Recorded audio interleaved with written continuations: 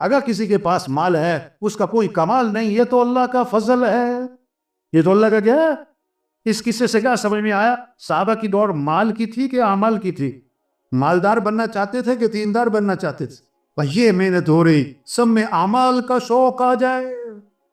گھروں کی آبادی چیزوں سے نہیں ہے، گھروں کی آبادی مال سے نہیں ہے، زیور فرنیچر سے نہیں ہے، ٹائل پتھر سے نہیں ہے، گھروں کی آبادی اعمال سے ہے، اعمال سے ہے، عمل سے ہے۔ ویران گھر وہ نہیں ہیں جن گھروں میں مال نہیں اور چیزیں نہیں، ویران گھر وہ ہیں جس گھر میں اعمال نہیں۔ صحابہ کے گھر چیزوں سے خالی تھے اور اعمال سے، بولو بھائی، بھرے ہوئے تھے۔ آج گھر چیزوں سے بھرتے جا رہے اور اعمال سے کیا ہو رہے؟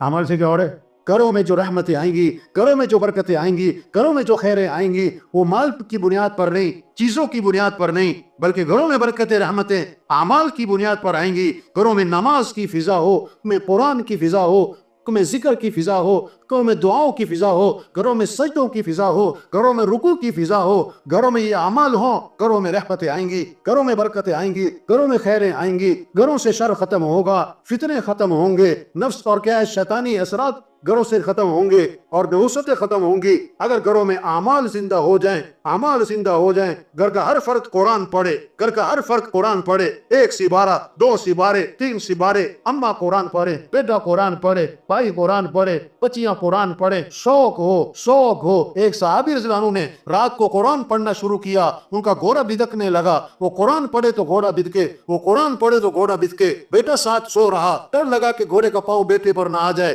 جب سلام پھیرا کہ گھوڑا کیوں بدک رہا ہے، دیکھا تو آسمان پر ایک نور ہے سفید بادل کی طرح، اور آسمان کی طرف اٹھتا چلا گیا۔ اب یہ کیا ہے؟ پتہ نہیں کیا ہے۔ آپ کی خدمت میں حاضر ہوئے، سارا قصہ سنا کر دریافت کیا کہ اللہ کے رسول یہ کیا تھا آسمان پہ؟ آپ نے فرمایا یہ آسمان سے فرشتے اترے تھے تمہارا قرآن سننے کے لیے، اگر تم صبح تک پڑھتے رہتے تو آج ساری دنیا فرشتوں کو دیکھ لیتی۔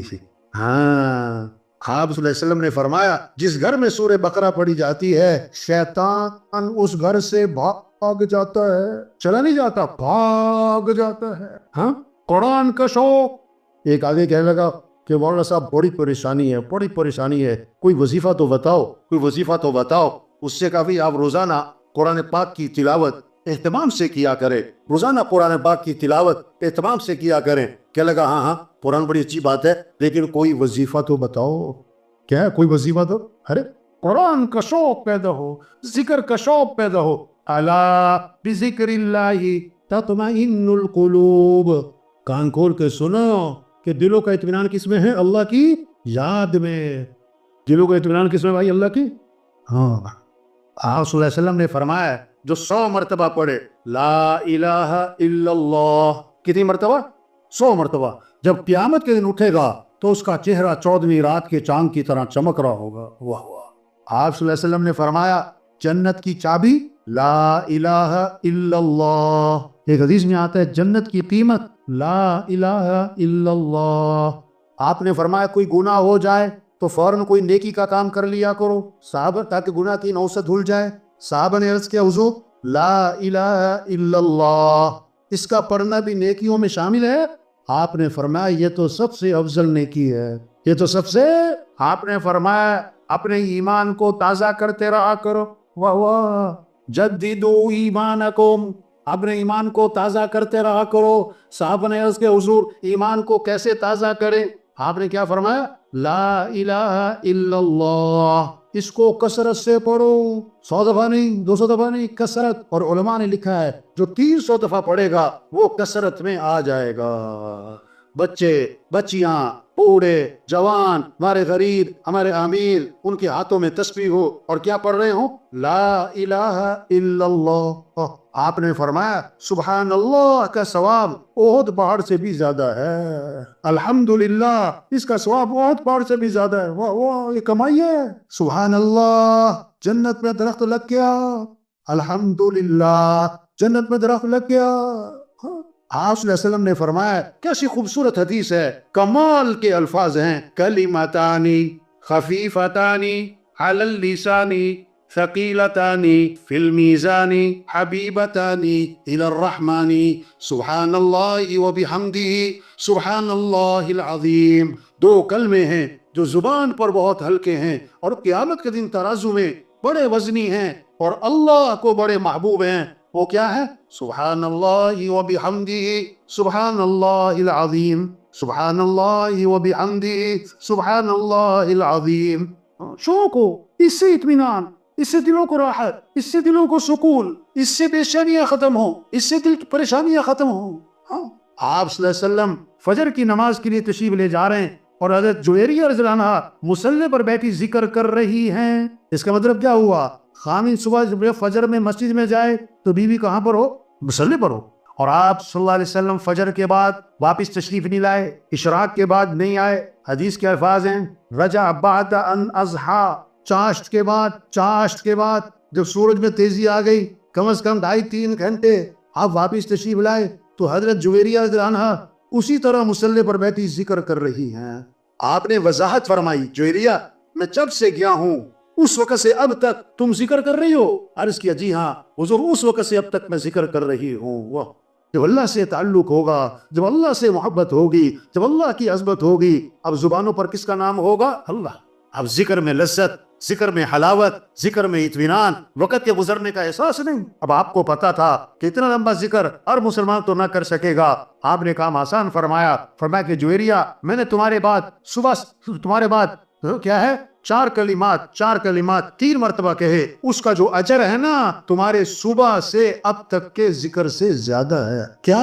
سبحان اللہ و بحمدہ عدد خلقہ ورضا نفسہ وزنۃ عرشہ ومداد کلماتہ، اس کا اجر تمہارے صبح سے اب تک کے ذکر سے کیا ہے؟ زیادہ ہے۔ شوق پیدا ہو ذکر کا، تلاوت کا۔ آپ صلی اللہ علیہ وسلم نے فرمایا جو 1 مرتبہ درود شریف پڑھے گا اللہ کی 10 رحمتیں اس پر نازل ہوں گی اور 10 گناہ اس کے معاف ہوں گے اور 10 نیکیاں لکھی جائیں گی اور 10 درجے اس کے بلند ہو جائیں گے۔ کتنی کمائی ہو گئی بھائی! آپ نے فرمایا روشن رات یعنی جمعرات، روشن دن یعنی جمعے کا دن، اس میں میرے پر درود شریف کثرت سے پڑھا کرو کیونکہ تمہارا درود شریف میرے اوپر پیش کیا جاتا ہے۔ اور آگے عجیب بات فرمائی، خدا جو میرے پر درود بھیجے گا میں اس کے لیے دعا بھی کروں گا، استغفار بھی کروں۔ ایک حدیث میں آتا ہے، آپ نے فرمایا جو آدمی میرے پر درود شریف پڑھتا ہے، درود شریف بھیجتا ہے، جب تک وہ درود شریف پڑھتا رہتا ہے اس وقت تک اللہ کے فرشتے اس کے لیے رحمت کی دعا کرتے رہتے ہیں۔ آگے فرمایا اب اس کی مرضی ہے درود شریف تھوڑا پڑھے یا زیادہ پڑھے۔ ایک صحابی آئے، عرض کیا اللہ کے رسول میں نے ذکر کا وقت طے کیا، دعا کا وقت طے کیا، اس میں سے کتنا وقت درود شریف کو دے دوں؟ پھر خود ہی عرض کیا حضور 1/4 وقت درود شریف کو دے دوں؟ فرمایا ٹھیک ہے لیکن درود شریف زیادہ کر لو تو بہتر ہے۔ حضور 1/3 وقت درود شریف کو دے دوں؟ فرمایا ٹھیک ہے لیکن درود شریف زیادہ کر لو تو بہتر ہے۔ حضور آدھا وقت درود شریف کو دے دوں؟ فرمایا ٹھیک ہے لیکن زیادہ کرو تو بہتر ہے۔ حضور میں 2/3 وقت درود شریف کو دے دوں؟ فرمایا ٹھیک ہے لیکن درود شریف اور زیادہ کرو تو بہتر ہے۔ انہوں نے عرض کیا حضور پھر میں ایسا کرتا ہوں میں سارا وقت درود شریف ہی پڑھتا رہوں گا۔ آپ نے فرمایا اذن تکفا ہمک ویغفر ذنبک، اگر تم ایسا کرو گے تمہاری ساری پریشانیاں دور کر دی جائیں گی اور تمہارے سارے گناہوں کو معاف کر دیا جائے گا۔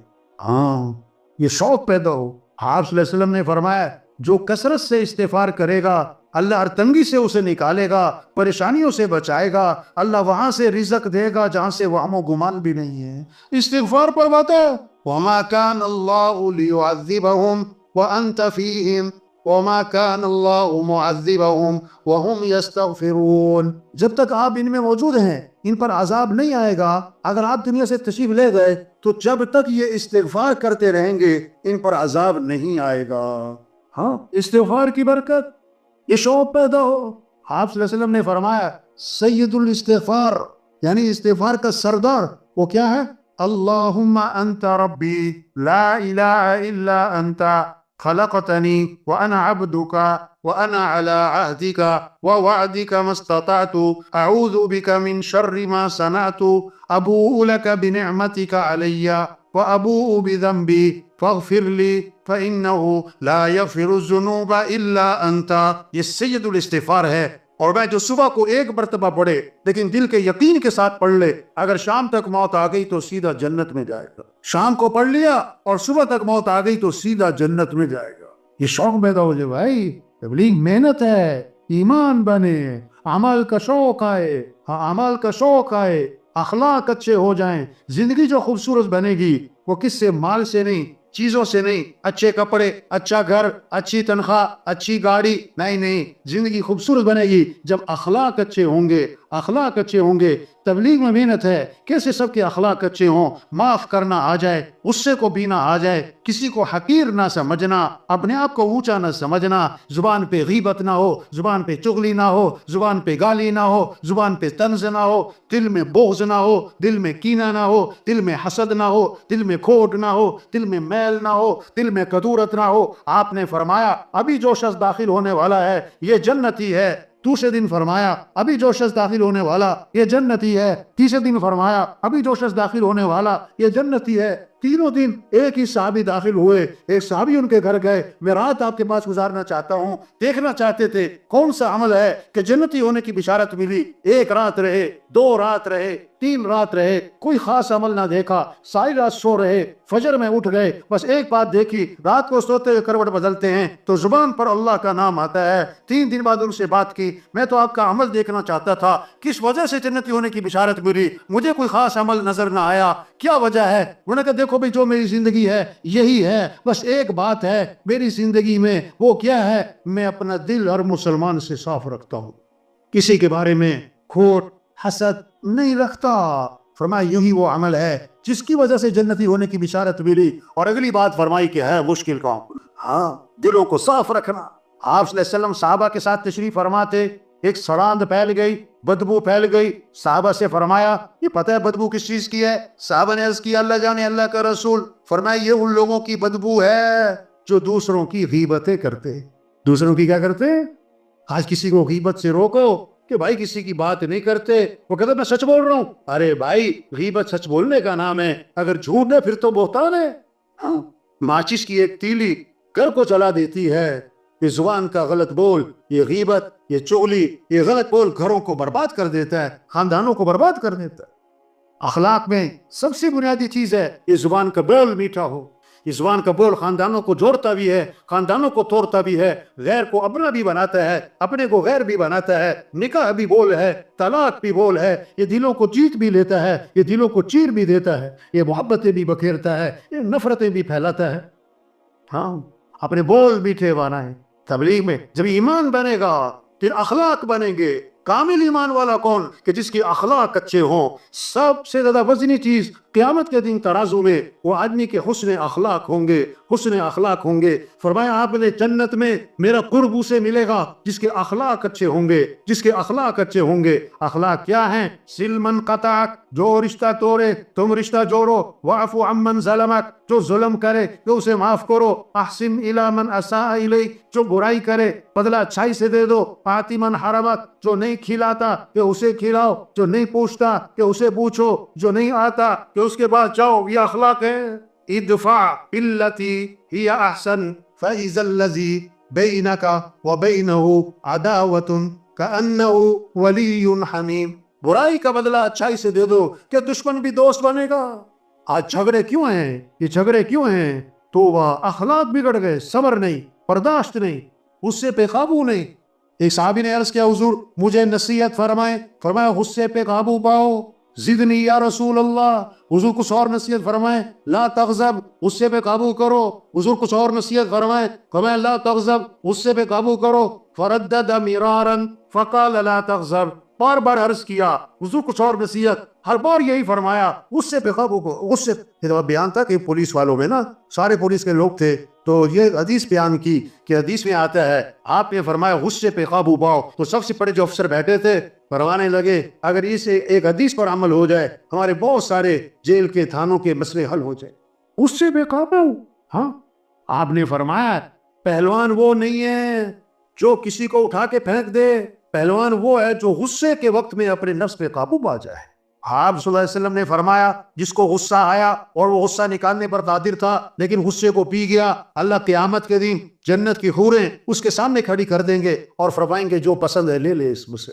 کس بات پر؟ غصہ پینے پر، غصہ پینے پر۔ ہاں، برداشت۔ امام احمد بن حنبل رحمۃ اللہ علیہ فرماتے ہیں اگر حسن اخلاق کو 10 حصوں پر تقسیم کر دیا جائے، اگر حسن اخلاق کو 10 حصوں پر تقسیم کر دیا جائے تو 9 حصے حسن اخلاق درگزر کرنا ہے، صبر کرنا ہے، برداشت کرنا ہے، نظر انداز کرنا ہے۔ دین سیکھنے سے آتا ہے، دین پوری زندگی ہے۔ ایک بچہ اپنے والد کے ساتھ جا رہا ہے، آپ صلی اللہ علیہ وسلم نے فرمایا یہ تمہارے ساتھ کون ہیں؟ کہ حضور میرے والد ہیں۔ فرمایا ان کے آگے آگے نہ چلنا، ان کا نام لے کے نہ پکارنا، ان سے پہلے مت بیٹھنا۔ اسلام ایک خوبصورت زندگی کا نام ہے۔ یہ محنت ہو رہی تبلیغ میں، ہر مسلمان دین کو سیکھے، اسلام کو سیکھے، اعمال کے فضائل کو سیکھے، تاکہ اعمال کا شوق پیدا ہو، گھروں میں تعلیم ہو، مسجدوں میں تعلیم ہو، تعلیم کے حلقے ہوں، ہر مسلمان تعلیم کے حلقے میں بیٹھے، اعمال کے فضائل کو سنے تاکہ اعمال کا شوق پیدا ہو جائے، گناہ کے نقصان کو سنے تاکہ گناہوں سے نفرت پیدا ہو جائے۔ آج مال کا نفع جانتے ہیں، چیزوں کا نفع جانتے ہیں، اس لیے چیزوں کا شوق ہے، اعمال کا نفع نہیں جانتے، اس لیے اعمال کا شوق نہیں ہے۔ حضور صلی اللہ علیہ وسلم نے اعمال کا شوق دلایا ہے، اعمال کا نفع بتلایا ہے۔ تبلیغ میں یہ محنت ہو رہی، کیسے یہ بات دلوں میں اتر جائے کہ زندگی مال سے نہیں بنتی، زندگی اعمال سے بنتی ہے۔ کامیابی کا تعلق مال سے نہیں ہے، کامیابی کا تعلق اعمال سے ہے۔ اللہ کی جو مدد ہے مال والوں کے ساتھ نہیں ہے، اللہ کی مدد اعمال والوں کے ساتھ ہے۔ اللہ نے مال سب کو نہیں دیا، اعمال سب کو دیے ہیں۔ ہر آدمی مال والا نہیں بن سکتا، ہر آدمی اعمال والا بن سکتا ہے۔ سرمایہ وہ نہیں ہے جو موت پر چھوٹ جائے، سرمایہ وہ ہے جو موت پر ساتھ جائے۔ مال ساتھ نہیں جائے گا، اعمال ساتھ جائیں گے۔ سرمایہ مال نہیں ہے، سرمایہ اعمال ہے۔ سرمایہ دار مال والا نہیں ہے، سرمایہ دار اعمال والا ہے۔ سرمایہ دار اعمال والا ہے۔ یہ جس کے پاس اعمال نہیں ہے، یہ فقیر کون ہے؟ جس کے پاس مال نہیں؟ نہیں، فقیر وہ جس کے پاس اعمال نہیں۔ یہ قبر کا فقیر ہے، یہ قیامت کا فقیر ہے، یہ آخرت کا فقیر ہے۔ صحابہ کے پاس مال نہیں، اعمال تھے۔ صحابہ میں مال کا نہیں، اعمال کا شوق تھا۔ ہر صحابی مالدار نہیں، دیندار بننا چاہتا، عمل والا بننا چاہتا۔ صحابہ کی جو دوڑ لگی ہوئی تھی مال میں آگے بڑھنے کی نہیں تھی، اعمال میں آگے بڑھنے کی تھی۔ غریب صحابہ اکٹھے ہوئے اور حضور صلی اللہ علیہ وسلم میں حاضر ہوئے اور آ کر ایک مقدمہ لائے کہ حضور کیا ہوا کہ حضور یہ مالدار بھائی ہم سے آگے نکل رہے، ہم پیچھے رہ گئے۔ وہ کیسے بھائی؟ وہ نماز پڑھتے ہیں، ہم نماز پڑھتے ہیں، برابر ہے۔ وہ روزہ رکھتے ہیں، ہم روزہ رکھتے ہیں، برابر ہے۔ ان کے پاس مال ہے، یہ اللہ کے راستے میں خرچ کرتے ہیں۔ یہ کیا ہے؟ یہ غلاموں کو آزاد کرتے ہیں، خرید کے آزاد کرتے ہیں۔ ہمارے پاس مال کوئی نہیں، ہم اللہ کے راستے میں خرچ نہیں کر سکتے۔ تو خرچ کرنے کے عمل میں یہ ہم سے آگے نکل رہے، یہ پریشانی لے کر آئے۔ آپ نے فرمایا میں تمہیں ایسا عمل بتلاتا ہوں جو اس عمل کو کرے گا اس سے آگے کوئی نکل نہیں سکے گا، اتنا اجر کمائے گا اس کے برابر کوئی پہنچ نہ سکے گا۔ وہ کیا ہے؟ فرض نماز کے بعد 33 مرتبہ سبحان اللہ، 33 مرتبہ الحمدللہ، 34 مرتبہ اللہ اکبر جو یہ پڑھے گا اس کے برابر کوئی پہنچ نہیں سکے گا۔ اب غریب صحابہ بڑے خوش ہو گئے، واہ واہ ایسا عمل ہاتھ آ گیا، ہمارے برابر کوئی نہیں پہنچ سکتا۔ اب مسجد میں گئے، نماز پڑھی نا تو بیٹھ گئے، اب جناب تسبیح کر رہے۔ اب اس زمانے کے جو مالدار تھے انہیں بھی شوق کس کا تھا؟ انہیں بھی شوق کس کا تھا؟ عمل کا۔ انہوں نے پتا کیا بھی یہ سارے بیٹھے کیا کر رہے ہیں، تو انہیں پتہ لگ گیا اس تسبیح کا، تو انہوں نے بھی یہ تسبیح شروع کر دی۔ اب غریب صاحبہ پھر پریشان، دوبارہ آپ کی خدمت میں حاضر ہوئے، آ کے عرض کی اللہ کے رسول وہ تو مالدار بھائیوں کو پتہ لگ گیا اس تسبیح کا، انہوں نے بھی شروع کر دی، وہ تو پھر ہم سے آگے نکل گئے۔ تو آپ نے پتہ کیا فرمایا؟ ذالک فضل اللہ یؤتیہ من یشاء، یہ تو پھر اللہ کا فضل ہے، اللہ جسے چاہے عطا فرماتا۔